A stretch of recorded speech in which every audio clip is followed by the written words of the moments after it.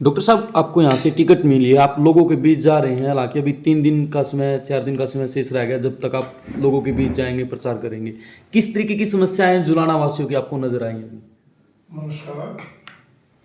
मैं वैसे तो लगभग सारा जुलाना कवर कर चुका हूँ, थोड़ा उसको एरिया बचा हुआ है। लोगों को समस्याएं जो नगर पालिका से संबंधित समस्याएं हैं, जो गलियां हैं वो कच्ची हैं, बहुत सारी जो पक्की हैं वो टूटी फूटी पड़ी हैं, नालियां पक्की नहीं हैं, सीवरेज ब्लॉक पड़े हैं, स्ट्रीट लाइट नहीं है, आवारा पशु घूम रहे हैं, बंदरों की समस्याएं हैं, पीने का पानी जो है वो एक बार सीवरेज का पानी मिल के आ जाता है या टाइम पर नहीं आता, इस तरह की बहुत सारी समस्याएं हैं। डॉक्टर साहब, भाजपा ने आपको उम्मीदवार बनाया है, 15 लोग उस सूची में थे, आपके ऊपर विश्वास जताया है, तो ऐसे में आपका क्या आगे का प्लान रहेगा चुनाव यदि आप जीतते हैं तो? देखिए, भाजपा ने मुझे उम्मीदवार बनाया है तो मेरी प्लान भाजपा के जो शीर्ष नेतृत्व है, जो हमारे स्टेट के नेतृत्व है या और जो दूसरे नेतृत्व, उनसे मिल बैठकर जैसा वो निर्देश देंगे उसके अनुसार ही प्रोग्राम बनेगा, प्लान बनेगी। डॉक्टर साहब, आप जुलाना के सबसे अनुभवी और शिक्षित डॉक्टर हैं। जुलाना की जनता के चप्पे नब्ज से भी वाकिफ हैं। बिल्कुल। रोड मैप क्या है आप जुलाना के विकास को लेकर? मेरे जुलाना के विकास की जो रोड मैप है वो रहेगा कि मैं एक समस्या मैंने देखी, जब मान लो कोई पानी की लाइन डालनी है तो पानी की लाइन के लिए पहले खोद दी जाती है, उसके बाद सीवरेज डालने तब खुदाई हो जाती है। तो ये बड़ी प्रॉब्लम है, इससे कभी भी वो ठीक रहती नहीं गली और रिपेयर ठीक रहती। तो मेरा फोकस ये रहेगा कि सबको जो भी प्लान बने ताकि इकट्ठा काम हो सारा, उससे वेस्टेज भी कम होगी, रिसोर्सेज हम खराब होगी। जुलाना के साथ लगता शहर है रोहतक, आप रोहतक से डेली आते जाते हैं, दोनों के विकास में, दोनों की परिस्थितियों में बहुत ज़्यादा अंतर है, तो आप क्या चुनाव जीतने के बाद कुछ ऐसा फार्मूला लगाएंगे कि जुलाना भी रोहतक की तरह विकास करे? मैं 89 में जुलाना आया था, लगभग 35 साल हो गए। गवर्नमेंट हॉस्पिटल में मैंने 1.5 साल जॉब की और रिजाइन करके अपना हॉस्पिटल शुरू किया। मैंने 16 साल दिन और रात लगातार उपलब्ध रहा, मैं मरीजों की सेवा की, उनको एडमिट किया। तो ऐसा ना, ये दिन रात काम किया मैंने। अब भी मैं रात के 10-10 बजे, 11-12 भी बज जाते हैं मुझे रात के, जब तक मेरा कार्य पेशेंट करे तो मैं यहीं रहता हूँ। आगे भी मैं ज़्यादा से ज़्यादा समय दूंगा, मुझे रात को रुकने की आवश्यकता होगी तो मैंने घर बना लिया यहाँ, तो मैं यहीं रहूँगा। और रोड मैप ये है कि देखिए, जो भी नगर पालिका है उसका विकास की जो क्वालिटी है, जो भी काम होगा उसको अच्छे स्तर की क्वालिटी वाला काम कराया जाएगा। इसके अलावा जो हम सुनते हैं भ्रष्टाचार है, गरीब लोग हैं यहाँ, अमीर पैसे वाला तो कोई टिकता ही नहीं, चला जाता है शहरों में, किसी के 200 रुपये एप्लीकेशन में कहीं ले लेते हैं, कहीं भेजते हैं, वहाँ जाके फोटो कॉपी करवा, फाइल बनवा, 2000 रुपये लगेंगे। इस तरह भ्रष्टाचार की शिकायत है, ये मेरी गारंटी है। इस तरह का भ्रष्टाचार बिल्कुल भी नहीं मिलेगा। किसी भी व्यक्ति को एक काम के लिए दोबारा नहीं कहना पड़ेगा, एक ही बार बताना उसको। इसके अलावा किसी कार्य के लिए बाहर नहीं जाना पड़ेगा उसको, चुनाव में करना। गोयल जी, एक सवाल आपसे भी है, आपने चुनाव को आप पूरा देख रहे हैं, आपके पास बड़ी लंबी चौड़ी फौज है, कार्यकर्ताओं की भी और नेताओं की भी। 15 लोग तो आवेदन ही कर रहे थे। डॉक्टर साहब को आपने मैदान में उतारा है, तो किस तरह का रिस्पॉन्स जुलाना की जनता दे रही है? देखिए बंधु, चुनाव का टिकट मांगना सबका अधिकार है, लेकिन जो हमारा शीर्ष नेतृत्व है उसकी दूरदृष्टि है। बड़ी चारों तरफ से सर्वे करा के, कैंडिडेट के बारे में जान के, उसकी परिस्थितियां जान के, उसकी बैकग्राउंड जान के, जब शीर्ष नेतृत्व फैसला करता है। और जहाँ तक जुलाना की बात है, जुलाना विधानसभा का चुनाव था तो भी मैं यहाँ आया। आप स्वयं देख लेंगे कि जींद में विधानसभा के चुनाव से पहले एक आप जैसे बंधु ने साक्षात्कार लिया था, तो मैंने कहा था कि इस बार जींद जिले का हरियाणा की सरकार बनाने में बहुत बड़ा योगदान होगा। और आपने भी ये अनएक्सपेक्टेड, आपकी तरफ से, हमारी तरफ से नहीं, कि 5 में से 4 सीटें मिले। और जुलाना विधानसभा में भी थोड़े से मार्जिन से हम सीट लूज कर गए। लेकिन लोकसभा के चुनाव में भी हमारे प्रदेश अध्यक्ष माननीय मोहनलाल बरौली जी ने चुनाव लड़ा, तो भी जुलाना ने बड़े अच्छे वोटों से उनको जिताया। उसके बाद कैप्टन योगेश ने चुनाव लड़ा, उनको बड़े अच्छे मतों से जिताया। जुलाना शहर में, जुलाना शहर, जुलाना नगर पालिका की बात कर रहे हैं। नहीं तो छोटे भाई विधानसभा में जीतने जाते, मैं तो कभी लूज किया हूँ, लेकिन मैं विधानसभा की बात नहीं कर रहा, मैं पालिका की बात कर रहा हूँ। अब 13,665 वोट हैं।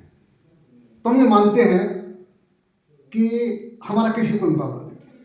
आज अगर ऐसा होता तो जो हमारा विपक्ष है, जो कांग्रेस पार्टी है, वो सिंबल देकर लड़ती ना। उन्होंने पहले हथियार डाल दिए हैं। तो मुझे पक्का विश्वास है आप जैसे उनका सहयोग और हमारे यशस्वी मुख्यमंत्री जी की कार्यशैली, मैं एक बात उनके बारे में अवश्य कहना चाहूँगा कि ऐसा मुख्यमंत्री आपने भी देखा होगा कि वो थकते नहीं, और इस प्रकार के मुख्यमंत्री की एक व्यक्ति चाहे एक बार सेल्फी करा ले, चाहे दूसरी बार करा ले, चाहे तीसरी बार करा ले, उनको किसी प्रकार का कोई ये नहीं कि ना समय नहीं है।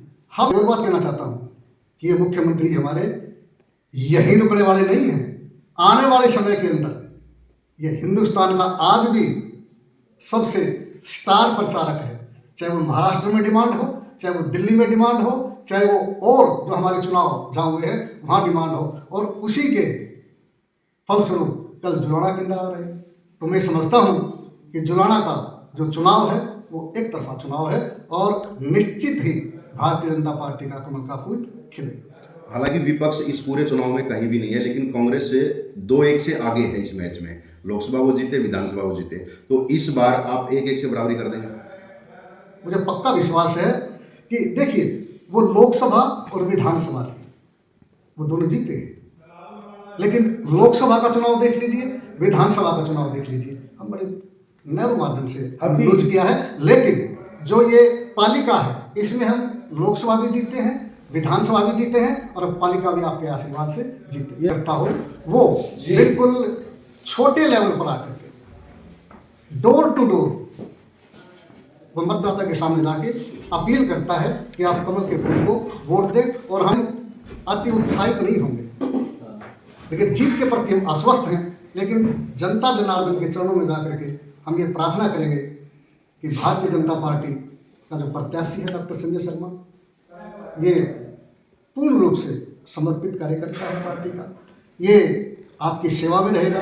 और जो हमारे यशस्वी मुख्यमंत्री जी हैं नायब सैनी जी, हमारे प्रदेश अध्यक्ष मोहनलाल बड़ोली जी, अगर कमल का फूल जीतता है, उनकी झोली में डलता है, तो जुलाना भी जिस प्रकार के जींद 9 स्टेट हाईवे से जुड़ा है, जुलाना भी आने वाले समय के अंदर एक विकास का नमूना पेश करेगा।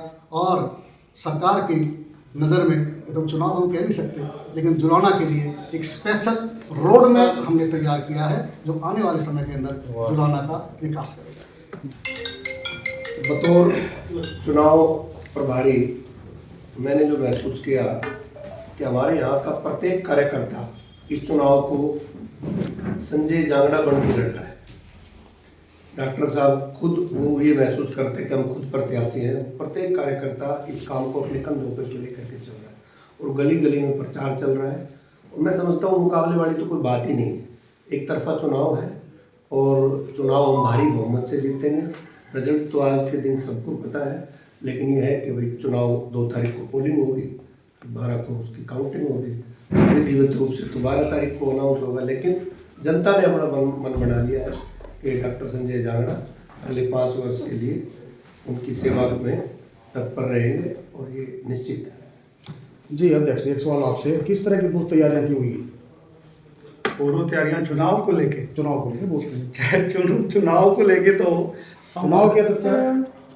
आप बूथ की तैयारियां पूछ। बूथ पे भी तो चुनाव के बूथ होते हैं। ठीक है, देखिए यहाँ 14 वार्ड हैं, 14 वार्डों में 14 ही बूथ है, 1 से 14 तक वार्ड है, 1 से 14 तक बूथ है नगर पालिका में।